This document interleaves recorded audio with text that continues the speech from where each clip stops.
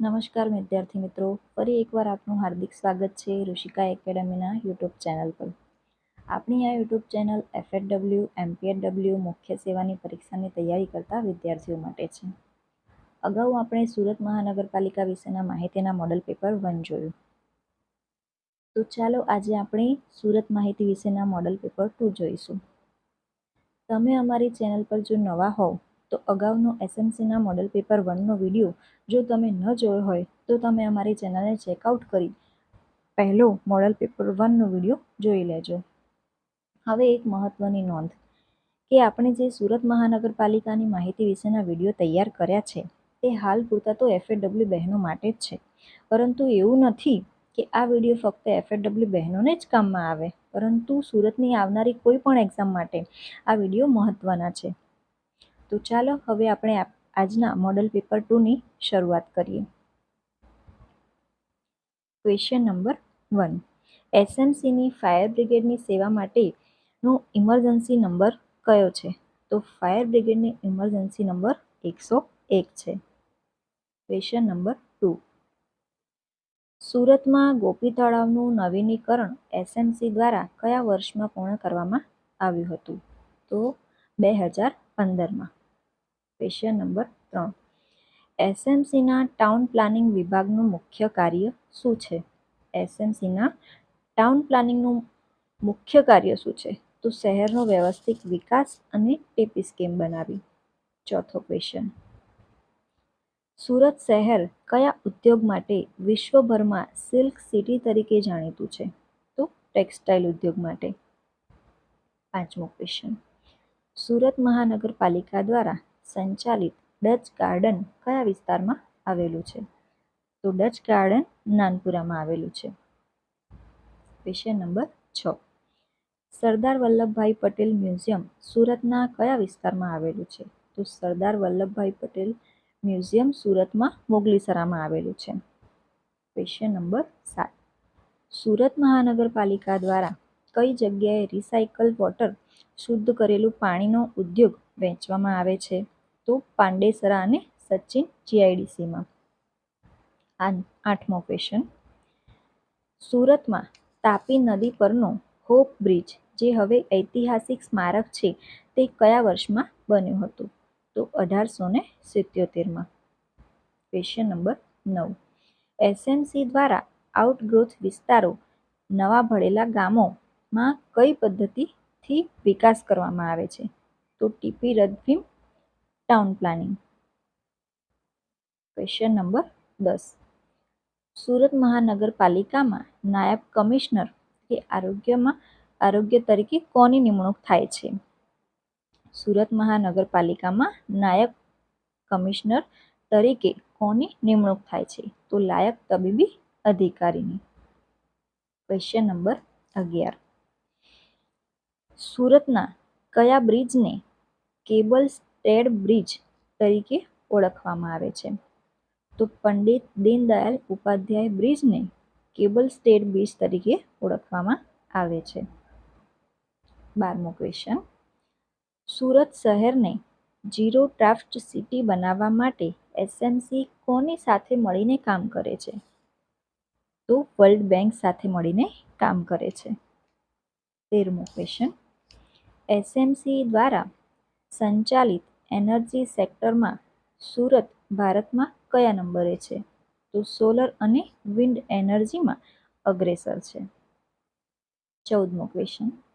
હાલમાં 2025 અને 26 મુજબ સુરત મહાનગરપાલિકાના મેયર તરીકે કોણ સેવા આપી રહ્યું છે? હવે વિદ્યાર્થી મિત્રો તમે એ જોજો 2025 અને 26 મુજબ છે તો શ્રી દક્ષેશ કિશોરભાઈ માવાણી. 2015. સુરત મહાનગરપાલિકાના હાલના ડેપ્યુટી મેયરનું નામ જણાવો. હાલના ડેપ્યુટી મેયરનું નામ પૂછ્યું છે તો નરેન્દ્ર પાટીલ. 16મો ક્વેશ્ચન. SMCની સૌથી પાવરફુલ એવી સ્થાયી સમિતિ સ્ટેન્ડિંગ કમિટીના ચેરમેન કોણ છે?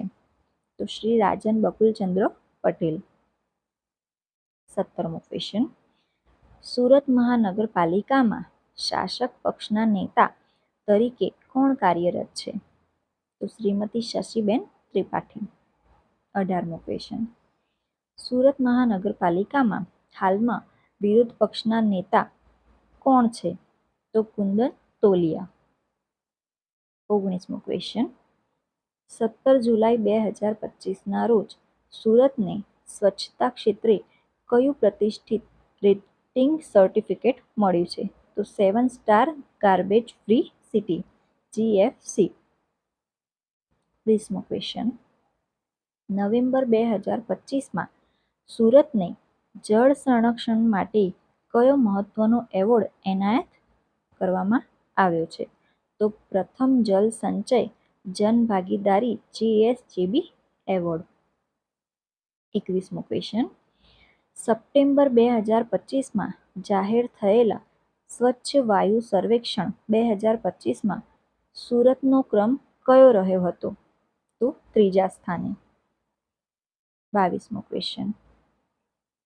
જૂન 2020માં થયેલા સીમા વિસ્તરણ પછી SMCમાં કેટલી નગરપાલિકાઓ અને ગામોનો નવો સમાવેશ થયો હતો?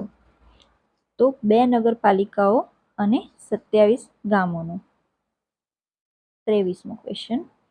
2020ના નવા વિસ્તરણ પછી સુરત શહેરનો કુલ ભૌગોલિક વિસ્તાર કેટલો થયો છે? તો 461.60 ચોરસ કિલોમીટર. 24મો ક્વેશ્ચન. નવા વિસ્તરણ પછી સુરત શહેરની વસ્તી ગીચતા અંદાજે કેટલી નોંધાઈ છે?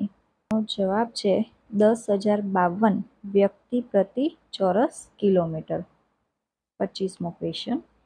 સુરત મહાનગરપાલિકામાં હાલમાં કુલ કેટલા ચૂંટણી વોર્ડ આવેલા છે? તો 30 ચૂંટણી વોર્ડ આવેલા છે. 26મો ક્વેશ્ચન. SMCના લેટેસ્ટ હેલ્થ ડેટા મુજબ સુરત શહેરનો શિશુ મૃત્યુ દર કેટલો છે? એટલે કે IMR કેટલો છે? 21.78 જેટલો છે. 27મો ક્વેશ્ચન. સુરત શહેરનો હાલનો માતા મૃત્યુ દર MMR કેટલો નોંધાયો છે? તો 0.46% જેટલો. 28મો ક્વેશ્ચન. ભૌગોલિક દ્રષ્ટિએ સુરત શહેર ભારતની કઈ દિશામાં ભાગમાં આવેલું છે? તો પશ્ચિમ દિશાની ભાગમાં આવેલું છે. 29મો ક્વેશ્ચન. સુરત શહેરને અન્ય કયા નામોથી વિશ્વ સ્તરે ઓળખવામાં આવે છે? તો સિલ્ક સિટી અને ડાયમંડ સિટી તરીકે. 30મો ક્વેશ્ચન. 2011ની વસ્તી ગણતરી મુજબ સુરત શહેર ગુજરાતનું કયા નંબરનું સૌથી મોટું શહેર છે? તો ગુજરાતનું 2જા નંબરનું સૌથી મોટું શહેર છે. 31મો ક્વેશ્ચન. સુરતના કયા વિસ્તારમાં ફૂલ છાબડી મેળો ઐતિહાસિક રીતે પ્રખ્યાત છે? તો ચૌટા પુલ તરીકે પ્રખ્યાત છે. 32મો ક્વેશ્ચન. સુરતમાં દર વર્ષે યોજાતો તાપી ઉત્સવ મુખ્યત્વે કયા હેતુથી ઉજવવામાં આવે છે? તો નદીનું મહત્વ અને પર્યાવરણની જાળવણી માટે. 33મો ક્વેશ્ચન. ગોપી કલા ઉત્સવનું આયોજન સુરતના કયા ઐતિહાસિક સ્થળે કરવામાં આવે છે? તો ગોપી તળાવે કરવામાં આવે છે. 34મો ક્વેશ્ચન. સુરતમાં આયોજિત થતો ગોપી કલા ઉત્સવ મુખ્યત્વે કોના દ્વારા આયોજિત કરવામાં આવે છે? તો ગોપી કલા ઉત્સવ મુખ્યત્વે સુરત મહાનગરપાલિકા એટલે કે SMC દ્વારા જ નક્કી કરવામાં આવે છે, આયોજિત કરવામાં આવે છે. 35મો ક્વેશ્ચન. ગોપી કલા ઉત્સવનો મુખ્ય ઉદ્દેશ્ય શું છે? તો સુરતના સ્થાનિક કલાકારોને પ્લેટફોર્મ પૂરું પાડવાનું છે. 36મો ક્વેશ્ચન. SMCની સુરત મની કાર્ડનો ઉપયોગ નીચેનામાંથી શેના માટે થઈ શકે છે? તો લાઇબ્રેરી અને સ્વિમિંગ, BRTS અને સિટી બસના ભાડા માટે થઈ શકે છે. 37મો ક્વેશ્ચન. સુરતના ગોપી તળાવને કયા વર્ષમાં બેસ્ટ રિજુવેનેશન પ્રોજેક્ટનો એવોર્ડ મળ્યો હતો? તો 2016માં. 38મો ક્વેશ્ચન. સુરત શહેરને સિલ્ક સિટી કહેવાનું મુખ્ય કારણ શું છે? તો રેશમી કાપડનું મોટું ઉત્પાદન માટે સુરતને સિલ્ક સિટી કહેવામાં આવે છે. 39મો ક્વેશ્ચન. એસએમસીના 2026-27ના બજેટમાં કયા પ્રોજેક્ટ પર સૌથી વધુ ભાર મૂકવામાં આવ્યો છે? તો રિવરફ્રન્ટ ડેવલપમેન્ટ અને બેરેજ પ્રોજેક્ટ પર. 40મો ક્વેશ્ચન. સુરતના હાલના મ્યુનિસિપલ કોર્પોરેશન 2026 મુજબ કોણ છે? તો શ્રી એમ નાગરાજન. 41મો ક્વેશ્ચન. સુરત મહાનગરપાલિકા દ્વારા કયા વર્ષને શહેરી વિકાસ વર્ષ તરીકે ઉજવવામાં આવી રહ્યું છે? તો 2025માં. 42મો ક્વેશ્ચન.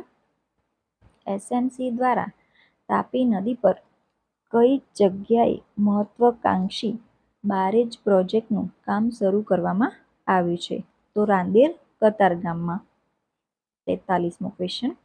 સુરત શહેરને કચરા મુક્ત કરવા માટે કયા મિશન હેઠળ 7 સ્ટાર રેટિંગ મળ્યું છે? તો સ્વચ્છ ભારત મિશન અર્બન માટે.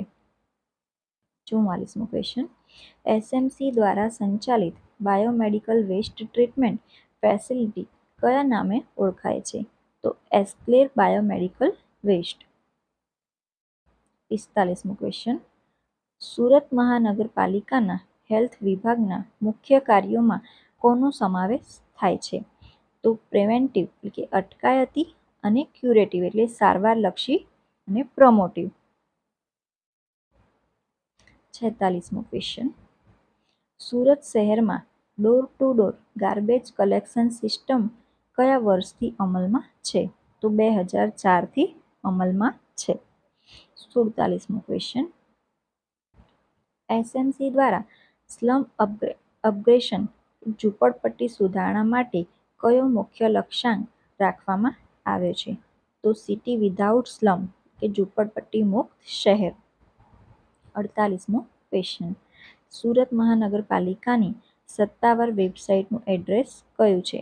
તો www.suratmunicipal.government.in. 19મો ક્વેશ્ચન. સુરત શહેર તાપી શુદ્ધિકરણ પ્રોજેક્ટ કયા વર્ષમાં પૂર્ણ કરવાનું લક્ષ્ય ધરાવે છે? તો 2025 અને 26. 50મો ક્વેશ્ચન. તમને આ વિડીયો કેવો લાગ્યો? એનો આન્સર તમે કોમેન્ટ કરશો. વિડીયો પસંદ આવ્યો હોય તો વિડીયોને લાઈક કરી શેર કરો અને ચેનલને સબસ્ક્રાઈબ કરવાનું ના ભૂલતા. અમે તમારા માટે આવા બીજા વિડીયો લાવતા રહીશું. Thank you.